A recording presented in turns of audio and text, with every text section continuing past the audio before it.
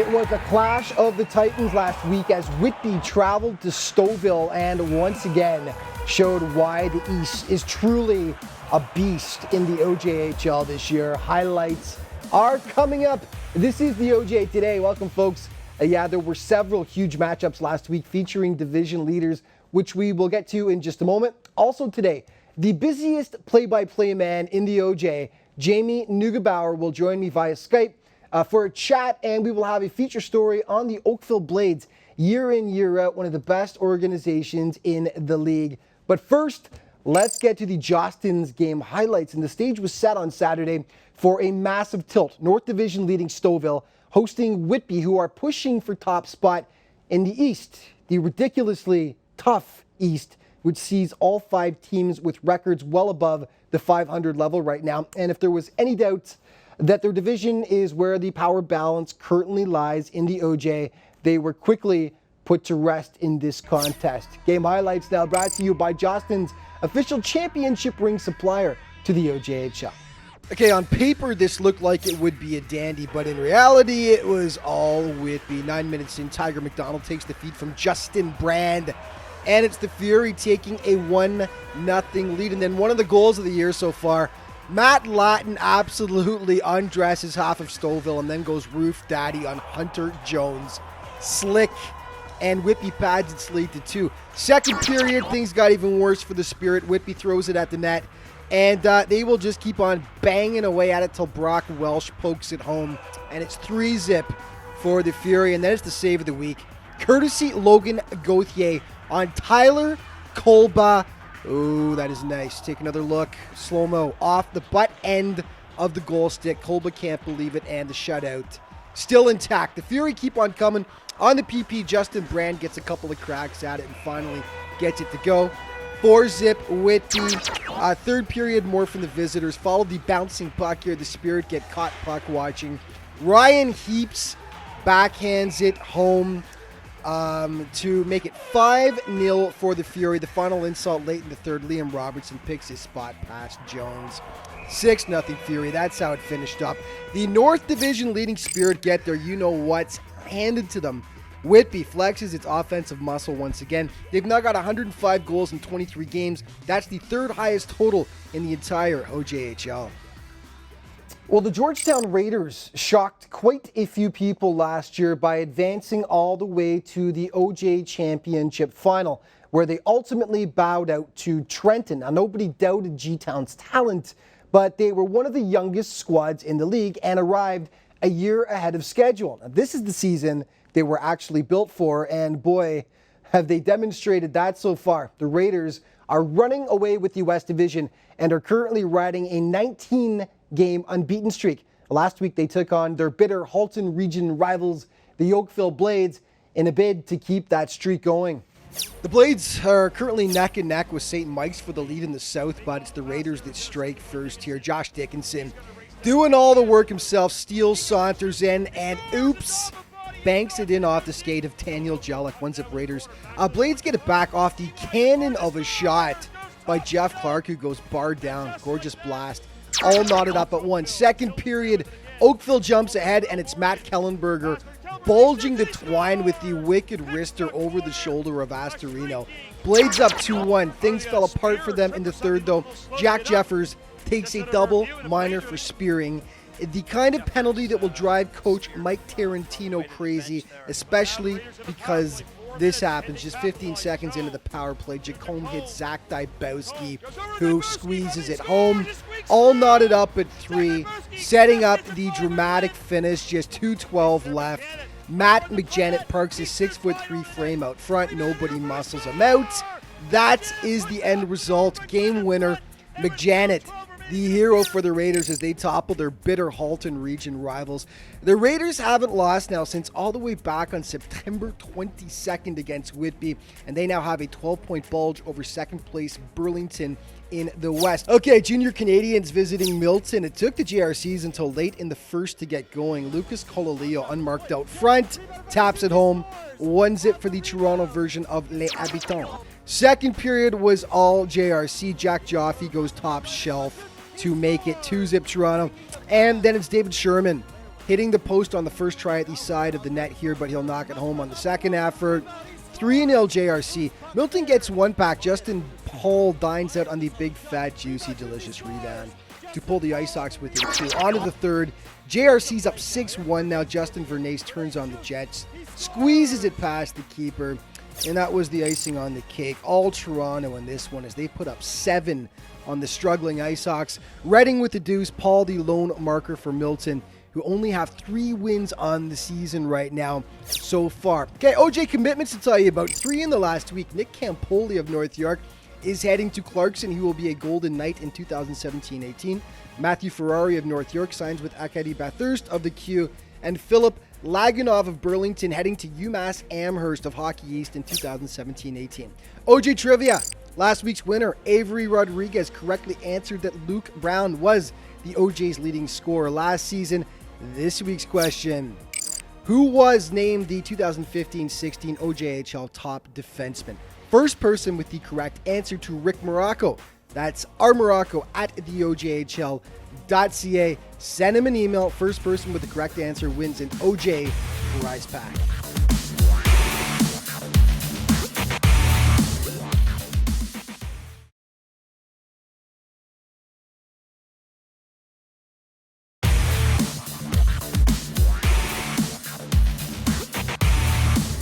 Welcome back. The Toronto Patriots were kings of the OJHL just 2 seasons ago, defending champions, actually having nabbed the Buckland Cup 2 years running. The Pats slid from those great heights last season, missing out on the playoffs, which honestly wasn't entirely unexpected. They went with a much younger squad, and it was a rebuilding year for the Blue and Gold. Now, with a much more experienced team this season, plus new head coach Mario Chiquillo leading the way, the Pats have bounced back nicely, and they continued their strong play against Aurora last weekend. The Tigers coming off a huge 4-1 win over Markham and hoping to build on that. The Pats draw first blood, though. Eric Aramita with the tip-in out front. 1-0, but then the Cats get it back. Davis looking for a help. In front, shot. God! Luca Esposito! Gotta love the Joe Montezano call. Then the Cats on the power play. James Thompson, Roof Daddy, and the Tigers go up by a 2-1 count. Second period, all Tigers. Kyle Berry with the quick shot here that manages to fool Cam Gray. And Aurora takes the 2-goal lead, and then watch the monster effort here by Connor McMillan as he cuts to the net and deposits. Tigers up by 3 and on track to get their just 3rd win of the year, but hold on. Third period was all Pats on the power play. Midway through the frame, Aramita parks himself out front, knocks it past Jake Sabarin to cut the deficit to 4-2, and then just 40 seconds later, Lee Lepid splits the wickets on Sabarin, and oh boy, what's happening here? Pats down by just 1 with all the momentum, and then with just 1:46 remaining on the power play, Andrew Petrucci, the knuckler, beats Sabarin to tie it up and send it to overtime. Take it away, Joe. Out the center. No, a break! Shot scored! Oh my! Eric Aramita completes the hat-trick short-handed. What a comeback by the Pats. Aramita, the hero on the day for Toronto, as he gets the game winner and the hat-trick in the process. That is heartbreaking for the Cats, who were looking so good but just couldn't shut the door. Well, the Newmarket Hurricanes squeaked into the playoffs last year by the hair on their chinny chin. They finished just a point ahead of Stovall to nab that last postseason berth. Well, this year, that path to the playoffs is looking like it's going to be even tougher for the proud franchise, as they currently sit well below the 500 level. Last weekend, they ran smack dab into a red-hot Whitby Fury squad. Whitby had scored 19 goals in their last 3 games heading into this one. Scoreless as we pick things up in the second period. Alex Iorillo knocks it past Austin Kane. Newmarket goes up 1-0. But then it was all Whitby. Man advantage. Nick Corrick floats it past Jesse Hodgson from the point. Fury knotted up at 1, and then Princeton-bound Luke Keenan right on the doorstep for the easy tap-in to make it 2-1 for the Fury. Third period belonged to Whitby. Hodgson misplays the puck. Ryan Taylor feeds Matt Latin out front, and it's 3-1. And then it's Taylor to Mr. Latin again. He slams it home. That made it 4-1 Fury, and that is how it finished up. Man, Whitby looks good this year. We talked about their potent offense, and right now the Fury have 4 players in the top 10 of league scoring. That would help explain their ridiculous goal total thus far. Okay, one more for you. South Division leading St. Mike's visiting Newmarket. 3:05 in. Lucas Braille with the gorgeous seat of his pants pass to AJ Durazio. 1-0 for the double blue, and then it's Devlin Shanahan all alone on the doorstep. Where was the D? The Buzzers go up by a deuce. It is 2-0. Late in the frame, though, the Canes hit the score sheet. The keeper can't handle the point shot. Quinn Ewell pounces, and the lead is cut to 2-1. Take another look as Lazarino just can't hold on to it. And in it goes. Second frame now. It's a sweet one as Todd Winder with the gorgeous no-look pass to Owen Ramsey. All knotted up at 2. Take another look as 3 Buzzers caught watching Winder, and nobody covers Ramsey. Then off the draw, it's Winder from the ridiculous angle, beating the screen Lazarino. Suddenly it's Newmarket taking over. They lead 3-2. But then Durazio catches Jesse Hodgson cheating off the post here and makes him pay. Double blue tied up at 3 as they head into the third period of play. 10:30 in. Cameron Searles all alone out front. Again, where's the D? Hodgson hung out to dry. St. Mike's goes up 4-3. Newmarket would tie it, though, on a deflected shot off of St. Mike's. Stick right there. Ramsey gets credit. So they were off to overtime. Still with it now is Evans, who gets the rebound. Shot by Peely, scores! OT winner on the power play. Mark Paolini. Yeah, Paolini playing the hero for the double blue. Great back and forth game at rate 20. St. Mike's now sits first in the South, scratching and clawing the whole way with Oakville for top spot in the division. Speaking of which, let's take a look at the standings starting in the ridiculously difficult East Division. All those teams well above the 500 level. Trenton leading the way, followed by Whitby, Cobourg, Wellington, and then Kingston. In the North, Stovall, a slight lead over Markham in second place, just a point ahead, followed by Newmarket, Lindsay, Pickering, and Aurora. To the south we go. St. Mike's with a 4-point bulge over Oakville now, followed by the Patriots, Rangers, Junior Canadians, and Mississauga. And in the west, Georgetown with a comfortable lead over Burlington, who's in second, then Buffalo, Orangeville, and the Ice Hawks in last place. Okay, this week's alumni update. Justin Caplemaster, formerly of Trenton, named WCHA Rookie of the Week. Philip Malinaccio named WCHA Offensive Player of the Week, and Alex Tonge of Kingston, AHA Offensive Player of the Week. Stephen Johnson with Oswego named Suniac Player of the Week, and Zach Sternbach, formerly of the Mississauga Chargers, named ECAC West Player of the Week.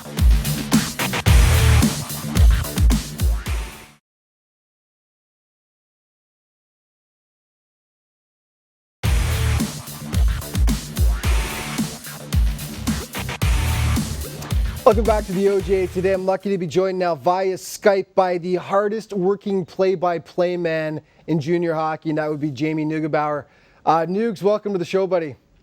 Yeah, thanks. It's a real honor to be here. Yeah, you're part of the interview, which of course is brought to you by Edge Again, the official decal provider to the Ontario Junior Hockey League. And yeah, I called you the busiest man and play-by-play man in junior hockey because, of course, we've got 4 teams that Jamie covers every week, and I'm going to read them off so I don't forget. North York, Oakville, the Toronto Patriots, and Newmarket.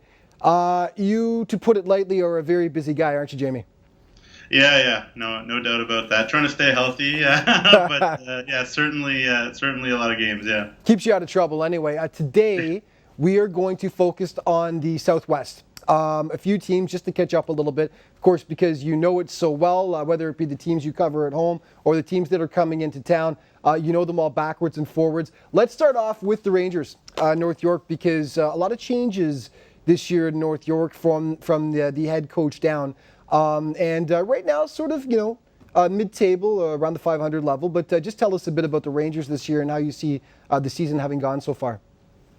Well, it's really been a case of Jekyll and Hyde for this team, and what I mean by that is there's days where they come out and be world beaters. They played the Oakville Blades, in early October, and they outcompeted and outwilled them. And then there's days where they kind of completely fall apart and are completely outwilled, as they were by the Burlington Cougars a couple games ago at the Herb. I think it's a situation of a lack of continuity that's been a little bit difficult for them to overcome. Of course, a new coach. This is the fourth head coach in 4 years, Jeff Schmogi, and he's done a nice job. I have to say he has, and it's down to the players to sort of buy in and stay healthy. But it's they were out of the Herb Carnegie Centennial Arena, their home rink, for a while because of renovation there.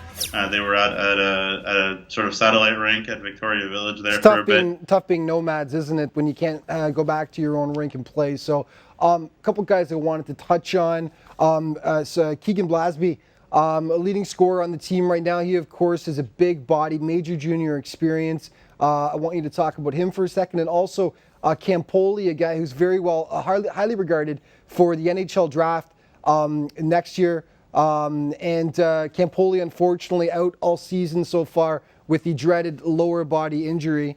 But just signed with Clarkson, and he's one of the top, definitely one of the top young players in the league. Just talk about those two guys. Yeah, no, two great kids, two wonderful guys to hang around with.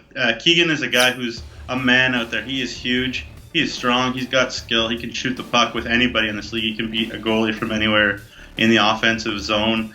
He can fall into the trap of being a little too individualistic at times when he plays off and with other players. He's certainly a lot better, but certainly when Keegan is mind to it, he also doesn't, when he uses his physicality, he's a beast, but he doesn't always use it as much as he should, does he? Yeah, no doubt about that. He's a skilled guy, and he's a guy that's used to dominating with the puck on his stick, and sometimes he doesn't play physical. When he does, though, he is a force. Right. He doesn't always do that. You're absolutely right. And Nick, certainly a guy who is one of those prototype elite number one centermen. He can skate. He's very strong on the puck. He's extremely smart. He's a guy that has gotten NHL attention, and for good reason. He's a guy that I certainly believe could have played major junior hockey had the situation at that level worked out. Had he wanted to go that route, obviously school is something that's important to him and his family. But certainly the character is there, the intelligence is there, and I know, barring any setbacks, Nick will be a tremendous force at the next level. Okay, so let's move on to one of your other teams, which are the Toronto Patriots, league champions just 2 years ago, repeat champions as well. They were rebuilding last year. This year, Mario Ciccillo comes in as new head coach, and he has the guys playing well, doesn't he? Yeah, no, I'm very impressed with the work that Coach Ciccillo has done, and the team has, in general, bought in. There are some moving pieces on that team, but certainly the biggest thing that they've done is brought in two incredible goaltenders. Both Cameron Gray and Tyler Fassel have been a 1A, 1B. That line with Petrucci and Colton Kalazic and Jeff Joint have been very consistent. They're looking for consistency to score throughout the rest of the lineup, but they're certainly capable. By the end of last season, I had learned to properly pronounce his last name, Ciccillo, and he's going to kill me now because I mispronounced it once again. Sorry, Mario.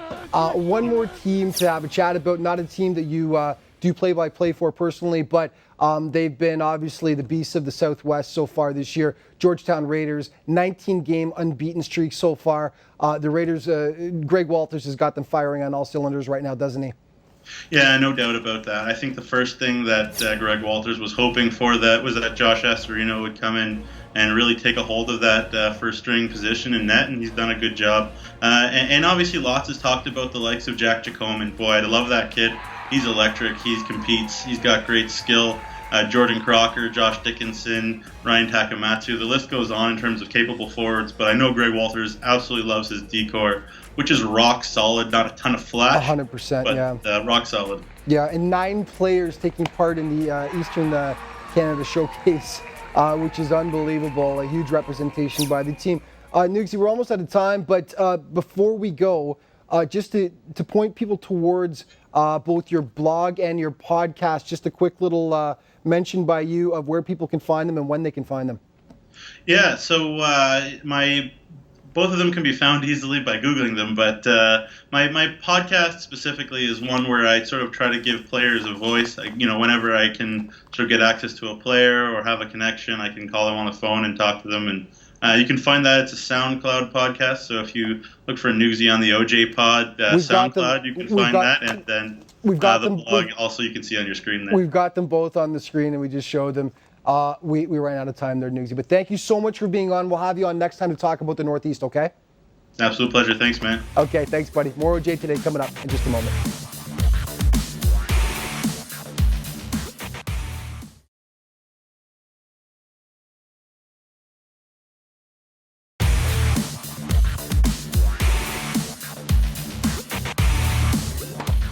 Welcome back to the OJ Today. Well, the Oakville Blades find themselves right in the thick of things in the chase for the South Division title.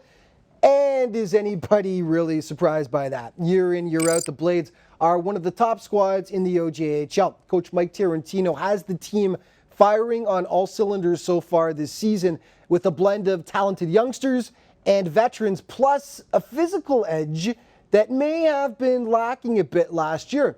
It all adds up to a squad that's built for a serious run at playoff glory. Oakville, this week's team report brought to you by Muscle Milk. Muscle Milk. Get stronger every day.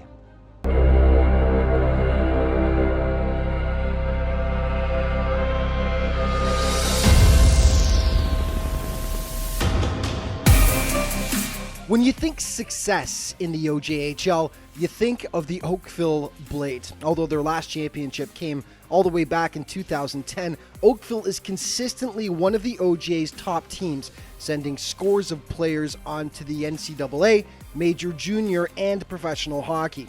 Last season, the Blades looked set to challenge for the title once again, but their quest was cut short in the second round as they were dispatched by Burlington in an epic 7-game series.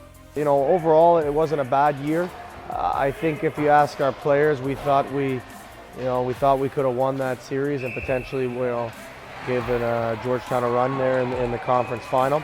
But overall, again, there's a lot of good hockey teams here, so it's a tough way to lose. It stings a bit, but hopefully we rebound for it this year. It was a good stepping stone for us as a group, and we have a bunch of guys coming back from last year. We have a nice solid core, and we're excited for this year and what it brings. So this year, the Blades are once again looking like a powerhouse, having established themselves as one of the top teams in the Southwest Conference. This year, I think we're shooting the puck more. Last year, we had a bunch of skill guys like we do this year, and we didn't really like shooting. We like making pretty plays. This year, I think we're more gritty and we're going to the net hard and shooting. But also, our team defense as a whole, I think, has gone a lot better. We're really helping on McGlynn. D opposite corner, so if the D's there, center's going away from that D. Wingers are coming back. If winger comes there, you're popping middle. The other guy is there, right? So it's kind of like a neutral zone regroup. That's all it is. The Blades have found success despite losing of their top players in the offseason. Tyler Rollo and Ian Blacker departed for the OHL, while Josh Kosak and Patrick Kudlub made their way to the United States Hockey League. In their place, a mixture of veterans and youngsters have stepped up. Leading the charge is 17-year-old Bryce Misley, a highly regarded forward who NHL scouts are keeping a close eye on for the draft in 2017. Well, I think Bryce's biggest attribute is his brain. He's a very intelligent hockey player. In terms of the skill set, he can skate, he can shoot, he's 6'2", he can win face-offs. You can kind of put him in any situation, and that's saying a lot given the veterans we have on our team and given the fact he's only 17 years old. Captain Jackson Bales has been lighting the lamp regularly as well, and he brings a multitude of attributes to the team. Well, Jackson brings a lot. Obviously he's a leader on the ice. He's a leader off the ice. He's the type of kid, that'll do anything. He'll sacrifice. He's hard-nosed. He's tough to play against, but he knows when to kind of put on the boots and buckle up and go to work. And he also knows when to kind of lay back and have some fun and take the foot off the gas, so to speak. So he was an excellent choice for captain. We've been really, really happy with him. and leadership he's provided. Veteran Christian Rajic is back, an explosive forward who racked up 61 points in 42 games last season. Clarkson-bound Drew Orad brings leadership and skill, and new acquisition Jack Jeffers is always dangerous. But it's the addition of 6'2", 210-pound Chris Brill-Morgan that really adds a different element to this team. Chris brings, he brings a good 200-foot game. He's tough to play against, a big body. He's got a cannon for a shot, and again brings in, going to the net and getting to the tough areas. I think we still haven't seen the best of him. He's been good for us, but I think he's got another level. And ultimately, I expect to see it in the tougher games and the more competitive games and the bigger games. He tends to show up. Oakville is hungry to avenge last year's second-round loss, and that could spell trouble for the rest of the league this year. We've been building towards this for the last 3 years, and we feel we have a really great group this year that can really do some damage in the league. And as far as we're concerned, we've got a shot at winning the league, and we're excited to. We look forward to those games against the higher end teams because it shows us where we are, and we feel we're right up there and ready to do some damage this year in the playoffs. Okay, top 5 plays for this week. Number 5, Oakville's Jeff Clark tattoos the point shot past Georgetown's Josh Astorino. Number 4, Newmarket's Todd Winder, the no-look special to Owen Ramsey out front, who deposits gorgeous. Number 3, Whitby's Logan Goathgate with the save. And you've got to see this in slow-mo to truly appreciate it. Off the butt end of the stick.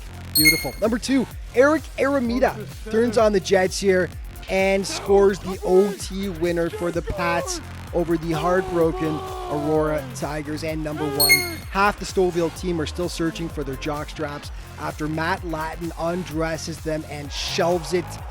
Gorgeous solo effort, and that is our OJ play of the week. And that is it for this week. Just remember, though, to keep up to date on everything, you can head to ojhl.ca. On Twitter, you can find it at OJHL Official, and on Facebook at facebook.com/OJHL Official. Thank you so much for tuning in, folks, and we will see you next week.